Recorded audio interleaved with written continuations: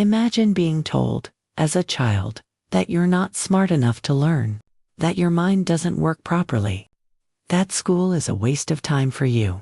Now imagine growing up to change the world forever.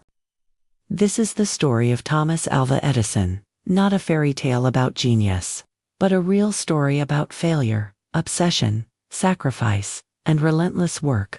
Thomas Edison was born in 1847 in a small town in Ohio.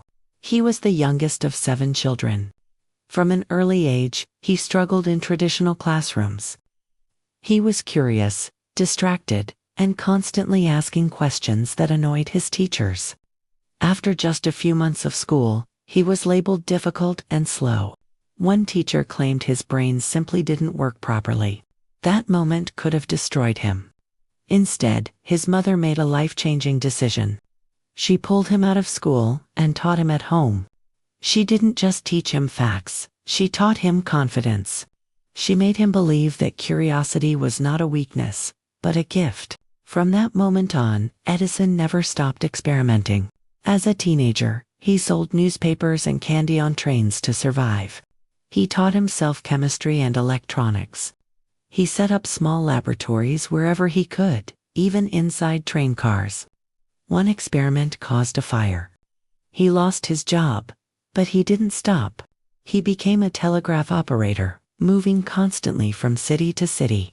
At night, while others slept, Edison worked. He read books, he tested ideas. He failed over and over again. Most of his early inventions went nowhere. Many were financial disasters. But Edison believed in one thing above all. Failure was not a signal to stop. It was information. By his 20s, Edison had already begun filing patents. By his 30s, he created something revolutionary, the modern research laboratory. For the first time in history, invention became organized, systematic, and continuous. Then came light. The light bulb already existed in theory. But it was weak, unreliable, and impractical. Edison refused to accept that. He tested thousands of materials for failure. He failed again and again. When asked how it felt to fail so many times, he answered calmly, "I have not failed. I've just found thousands of ways that won't work."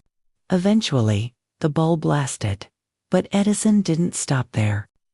He built power plants, electrical grids, entire systems to deliver electricity to cities. For the first time, humanity could control the night. Then came the phonograph. For the first time, human voices could be recorded and played back. People were shocked. Some were frightened. To Edison, it was just another step forward. Motion pictures followed. Industrial machinery. Batteries. Cement. Medical devices. More than 1,000 patents across his lifetime. Edison didn't just invent objects, he invented industries. But his life was not heroic in every way. He was stubborn. He was controlling. He fought aggressively to protect his inventions. His rivalry with Nikola Tesla became one of the most famous conflicts in science history, a battle of ideas, systems, and egos. Edison believed in direct current. Tesla believed in alternating current. History would judge them both. Edison lost battles. He made mistakes. He was often wrong, but he never stopped working. Even late in life, when his factory burned to the ground, Edison didn't cry. He told his son, "Now we can start over. All the mistakes are gone." Thomas Edison worked almost until his final days. When he died in 1931, cities across the world dimmed their lights in his honor.